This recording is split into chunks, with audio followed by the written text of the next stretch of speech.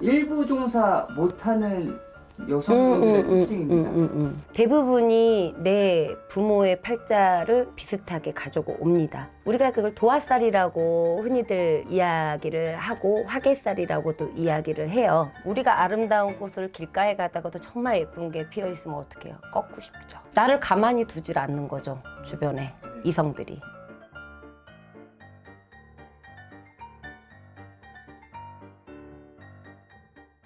안녕하세요. 안녕하세요. 네, 선생님. 사실 이번 시간 주제가 일부 종사 못하는 여성분들의 특징입니다. 일부 종사를 못하시는 여성분들의 특징이라 하면 일단은 일반인들도 쉽게 조금 구분을 하실 수 있는 방법은요. 어머니를 보면 돼요. 그 자손의 어머니. 네. 혹은 외가 쪽 할머니 많이 비슷하게 가거든요. 왜 엄마 팔자 딸이 그대로 닮아 라는 옛말이 있죠.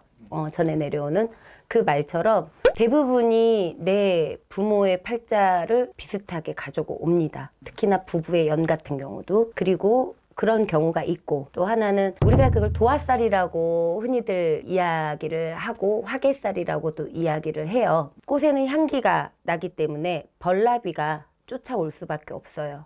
그러면 꽃은 예쁘니까 또 어떻게 해요? 우리가 아름다운 꽃을 길가에 가다가도 정말 예쁜 게 피어 있으면 어떻게 해요? 꺾고 싶죠. 같은 거라고 보시면 돼요.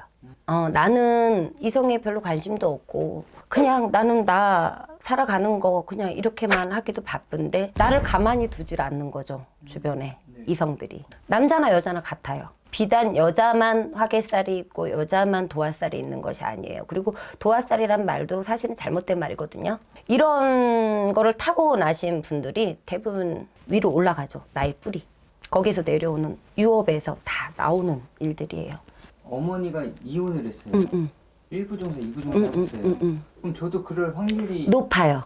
거의 80%라고 보시면 돼요. 그게 너무 싫어서 참고 나는 엄마처럼 안 될 테야. 근데 예전에는 2부 종사하고 3부 종사하는 게 큰 흠이었고 쉬쉬하는 일이었고 동네에서도 진짜 조금 오버하자면 환양연 소리까지 들어가며 여자의 잘못으로 치부가 많이 됐지만 세상이 또 많이 변했어요. 그래서 지금은 이제 1부 종사를 못하는 게 크게 문제가 된다라고 생각은 하지 않아요. 사람은 누구나 실수를 하거든요. 부끄럽게 여기거나 하시지 않았으면 좋겠어요, 요즘 분들은. 근데 세상이 좀 바뀌어서 생각들이 많이 달라졌잖아요. 그래서 그런 부분들은 저는 그렇게 생각을 하고, 그 조상에서 내려오는 유업이 왜 그런 유업이 생기느냐? 위로 내 조상 내 뿌리로 올라가다 보면 그런 분들 예전에는 척도 많이 두고 사셨죠. 또 결혼해서 남편 지아비를 섬기고 아들을 낳고는 아들을 섬기라 했잖아요, 여자는. 말도 안 되는 그런 거를 겪으신 조상님들이시란 말이에요. 한이 있으시겠죠. 나는 정말 열심히 정실 부인으로 열심히 남편 위에 자식 위에 열심히 했는데 남편은 맨 첩시를 막 특히 양반일수록 더 많이 그랬잖아요. 아무리 옛날에 그게 성행했던 일이라 할지라도 한 인간으로서 봤을 때 그거 상처가 되지 않겠어요? 그것 또한 한이 되겠죠. 근데 왜 그런 한이 돼서 자손한테 그 영향을 끼치느냐? 알려주려고 오시는 거예요, 조상님은. 근데 이 자손에게 그런 바람이 들어가는 거예요. 귀문이라는 게 있거든요. 인간 누구에게나 있어요. 근데 그 귀문이 열려있느냐, 닫혀있느냐, 10분의 1만 열려있느냐, 100% 열렸느냐의 차이. 그런 경우에 그 조상의 바람으로 느껴지는 거죠.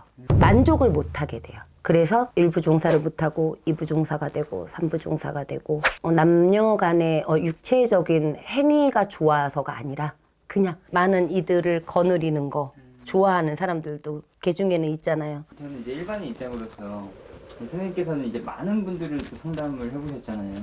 혹시 결혼 최대 몇 번 하신 분까지 보셨을까요? 4번이요. 4번이요? 네. 근데 내가 한 번 더 할 거라고 그랬어요. 이걸 좀 미리 알고 있어요. 이게 부모님도 이혼하셨고 이 조상님도 그런 분이 있다는 걸 알고 있고 아직 결혼을 안 했는데 이걸 미리 알고 있을 때 좀 피해갈 수 있는 방법. 결혼의 정년기라는 게 인간 세상에 있잖아요. 네. 시대별로 다르긴 하지만 요즘엔 좀 많이 늦게 하는 추세였다가 또 요즘에 좀 또 빨리 한다고도 하더라고요. 근데 대부분이 그런 시기는 20, 30대에 가장 많이 와요.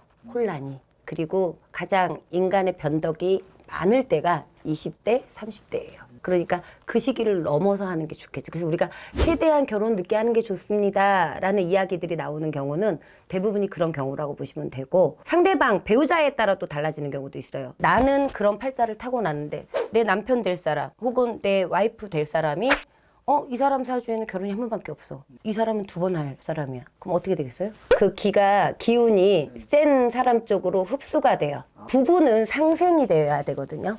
가족은 상생이 되어야 돼요. 상극이 되면 안 되겠죠. 상충이 돼도 안 되고. 상생이 되는 사주를 서로 만났을 때 이쪽에 있는 그런 2번, 3번 이런 뭐 살들이 많아서 복잡하게 이어져 가는 살을 이쪽에 기운이 조금 더 세고 강직하고 여기선 조상에서도 딱 잡아서 지켜주는 그 기운이 있는 분과 만나면 이 사주가 물 탄 것처럼 중화가 돼요. 그래서 흡수가 돼버려서 상생이 돼요. 근데 상생이 되기까지 초반에는 많이 다툼이 있어요. 근데 그 다툼에서도 한쪽에 센 그 기운이 있는 쪽에서 그거를 감당을 다 합니다. 그래서 중화되는 경우도 봤어요. 이래서 좀 궁합이 좀 필요하겠네요. 필요해요. 다 달라요, 사람마다. 기본적으로 이거는 이렇습니다, 저렇습니다, 이런 부류가 이렇습니다. 그 중에서도 또 튀는 사람이 있고 또 다른 사람이 있고, 한 집안의 뿌리, 만약에 김씨네, 만약 김희 김씨다 쳤을 때 김희 김씨의 그 형제 간에도 전혀 운명이 다른 경우가 많잖아요.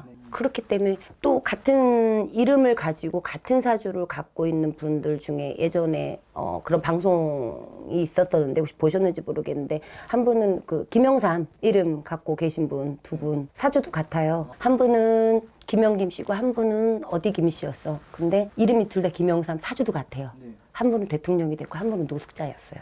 옛날 TV 방송에 그렇게 나온 적이 있었거든요.